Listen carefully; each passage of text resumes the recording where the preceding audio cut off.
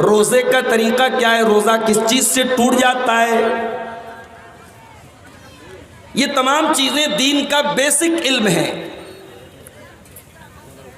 और दीन का बेसिक इल्म, दीन की बेसिक नॉलेज, माफ कीजिए, ये मदरसे के मौलवियों के लिए नहीं है, ये उलमा के लिए नहीं है, ये हर मुसलमान के लिए अनिवार्य है, ज़रूरी है। तो ये पहले ये जो कहते हैं कि भाई हमारी फील्ड का काम नहीं है, हम कुरान सही नहीं पढ़ते, तो कोई मसला नहीं। मसला है, आपको कुरान सही पढ़ना चाहिए।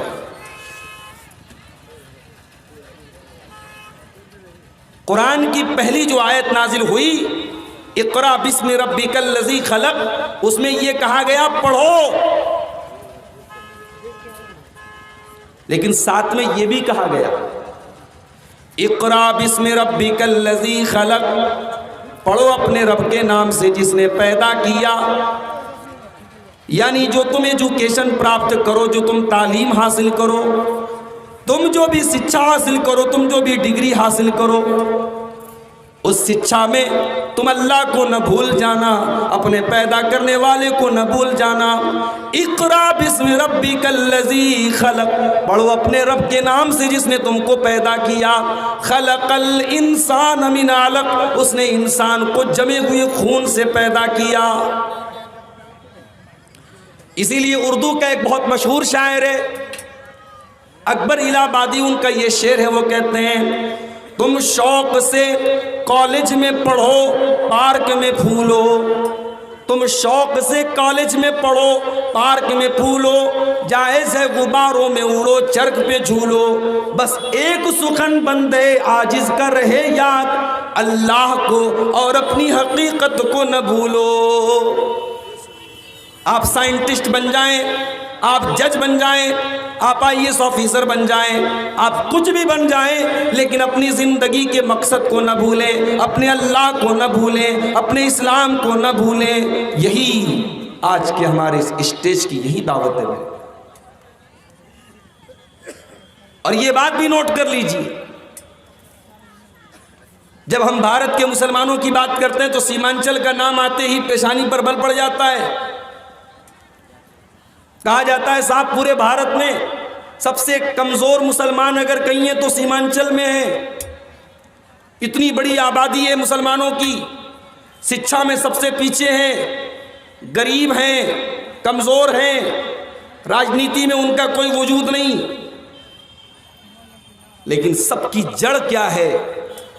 जड़ यह है कि हम शिक्षा और तालीम में पीछे। ऐसा नहीं है कि आपके पास पैसे की कमी है, पैसे की कमी होती तो अपनी बेटी के जहेज में 10-10 लाख रुपए लोग न दे रहे। पैसे की कमी होती तो किशनगंज और कटिहार में बड़े बड़े करोड़पति मुसलमान न होते। पैसे की कमी नहीं है, कमी इस बात की है कि हम तालीम के ऊपर, हम शिक्षा के ऊपर, हम एजुकेशन के ऊपर खर्च नहीं करना चाहते। हमसे बहुत छोटी कौम है इस भारत में जैन मजहब के मानने वाले, हमसे बहुत कम तादाद में है सिख मजहब के मानने वाले, हमसे बहुत कम तादाद में है ईसाई क्रिश्चियन मजहब के मानने वाले।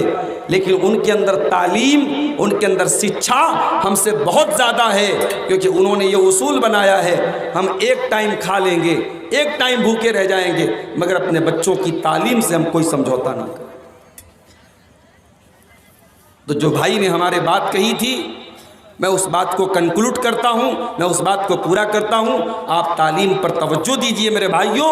अगर आप अपने गांव की तरक्की चाहते हैं, अपने समाज की तरक्की चाहते हैं, आप तालीम पर तवज्जो दें। और मैं ये भी नहीं कहता कि आप सारे बच्चों को मदरसे में डाल दें, हाँ 1-2 बच्चों को ज़रूर मदरसे में डालें, ताकि घर में कोई एक लड़का ऐसा भी हो जो हलाल हराम भी बताने वाला, लड़का कोई ऐसा भी आपके घर में हो, कोई लड़की ऐसी भी हो जो बताए कि क्या जायज़ है और क्या नाजायज़ है, क्या सही है और क्या गलत है, कौन सी चीज़ इस्लाम में दुरुस्त है, कौन सी चीज़ इस्लाम में दुरुस्त नहीं है।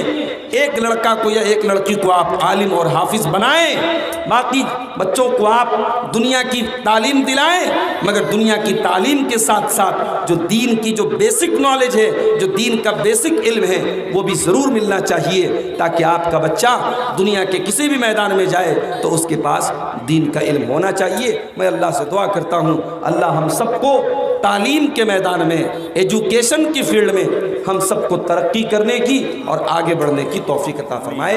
आमीन। मेरे भाइयों, खुतबे मसनूना के बाद कुरान करीम की एक आयत मैंने आपके सामने पढ़ी है। इस आयत में अल्लाह तबारक व तआला ने हमारी समस्याओं का, हमारी परेशानियों का सबब क्या है, हम पर मुसीबतें क्यों आती हैं, हम पर परेशानियां क्यों आती हैं, अल्लाह ताला ने परेशानियों की वजह बताई। फरमाया वमा असाबकुम मिन मुसीबतिन फबिमा कसबत अयदीकुम, तुम्हारे ऊपर जो भी मुसीबतें आती हैं, जो भी तुम्हारे ऊपर कठिनाइयाँ आती हैं, संकट आते हैं, प्रॉब्लम्स आती हैं, फबीमा कसबत अयदीकुम, वो तुम्हारे अपने करतूत का नतीजा होती हैं, वो तुम्हारे अपने हाथों की कमाई होती है। तुम गुनाह के काम करते हो, तुम अल्लाह को नाराज़ करने वाले काम करते हो, तुम पाप करते हो, तुम अल्लाह की नाफरमानी करते हो, इसलिए तुम्हारे ऊपर मुसीबतें आती हैं।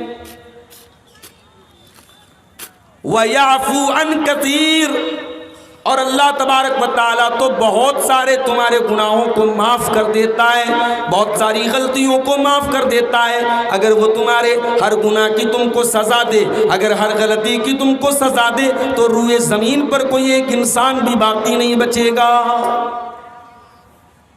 कुरान करीम की इस आयत ने एक बात को क्लियर कर दिया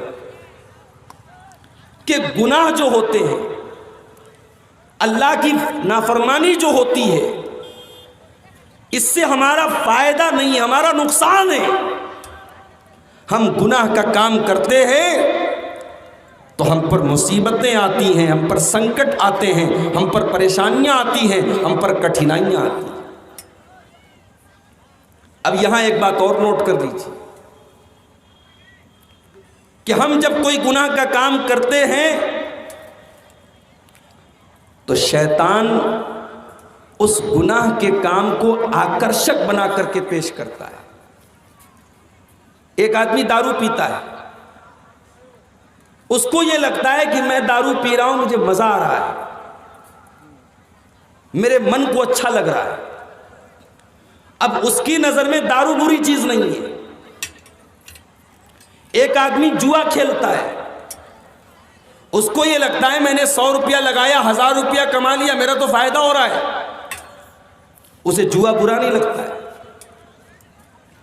एक आदमी ज़िना कर रहा है, उसे यह लगता है मेरी इच्छा पूरी हो रही है, मेरी ख्वाहिश पूरी हो रही है, मेरा मन जो चाहता है, मेरा दिल जो चाहता है, मैं वो काम कर रहा हूं, उसे ज़िना बुरा नहीं लगता है। शैतान गुनाहों को अट्रैक्टिव और आकर्षक बना करके पेश करता है, और यह शैतान की बहुत बड़ी चाल है।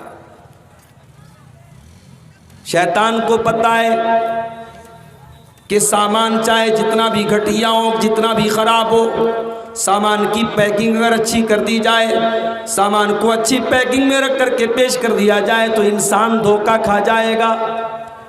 इसलिए शैतान गुनाहों को सजा करके पेश करता है। और शैतान ने पहले ही दिन अल्लाह से वादा किया था, फबिमा अग़वैतनी लउज़य्यिनन्ना लहुम फिल अर्दि व लउग़वियन्नहुम अजमईन।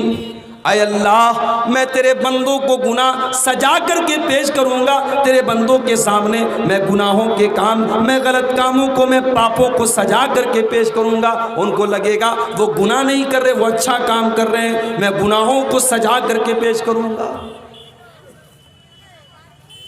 तो शैतान गुनाहों को सजा करके पेश करता है।